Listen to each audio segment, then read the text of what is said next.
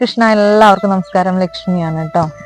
നമ്മുടെ മനോവിഷമങ്ങൾ മാറാനും അതുപോലെ തന്നെ മക്കളുടെ ശ്രേയസിനെയും വിദ്യ സിദ്ധിക്കാനും അതുപോലെ തന്നെ സകല ദുഃഖങ്ങളിൽ നിന്നും മുക്തി നേടാനായിട്ട് പൊന്നു ഗുരുവായൂരപ്പൻ്റെ ഈ ഒരു അഷ്ടകം ജപിച്ചാൽ മതി കേട്ടോ. ഭഗവാന്റെ മുകുന്ദാഷ്ടകം. ഭഗവാൻ പൊന്നു ഗുരുവായൂരപ്പൻ്റെ ബാലലീലകൾ തന്നെയാണ് കേട്ടോ ഈ ഒരു അഷ്ടകത്തിൽ വർണ്ണിക്കുന്നത്.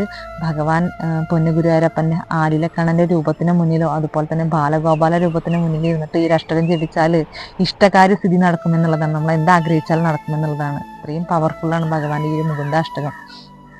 ഈ ഒരു മുകുന്ദാഷ്ടകത്തിന്റെ ഐതിഹ്യം കേട്ടാലോ. ആദിശങ്കരനാൽ രചിക്കപ്പെട്ടതാണ് കേട്ടോ മുകുന്ദാഷ്ടകം. അദ്ദേഹത്തിന് ആകാശമാർഗം പോകാനുള്ള ഒരു കഴിവുണ്ടായിരുന്നു. ഒരിക്കൽ ആദ്യ ശങ്കരാചാര്യർ സ്വാമികള് കാലടിയിൽ നിന്നും ആകാശമാർഗം ശൃംഗേരിയിലേക്ക് പോവുകയാണ്. ആ പോകുന്ന സമയത്ത് ഗുരുവായൂർ ക്ഷേത്രത്തിന്റെ മുകളിലൂടെയാണ് പോകുന്നത്. അപ്പൊ ആകാശത്ത് നിന്നും ഭഗവാനെ കണ്ടെങ്കിലും മനസ്സുകൊണ്ട് അദ്ദേഹം വണങ്ങാനായിട്ട് കൂട്ടാക്കിയില്ല.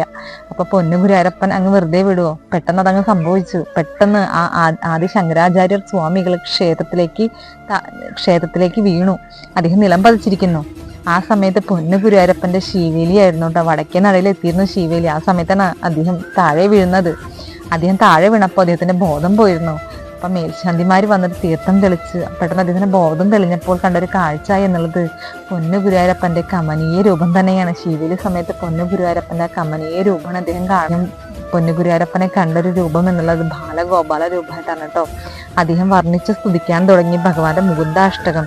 പിന്നീട് അദ്ദേഹം പൊന്നു ഗുരുവായൂരപ്പന്റെ പാതാരബിന്ദത്തിൽ സാഷ്ടാംഗം പ്രണമിച്ചു. ഗുരുവായൂർ ക്ഷേത്രത്തിലെ ഇപ്പോൾ കാണുന്ന എല്ലാ പൂജാവിധികളും ആദി ശങ്കരാചാര്യർ ചിട്ടപ്പെടുത്തിയെടുത്തു എന്നാണ് പറയപ്പെടുന്നത്. പിന്നീട് ഒരുപാട് നാള് പൊന്നു ഗുരുവായൂരപ്പനെ സ്തുതിച്ചുകൊണ്ട് ക്ഷേത്രത്തിൽ കഴിച്ചു കൂട്ടിയെന്നും പറയപ്പെടുന്നുണ്ട്.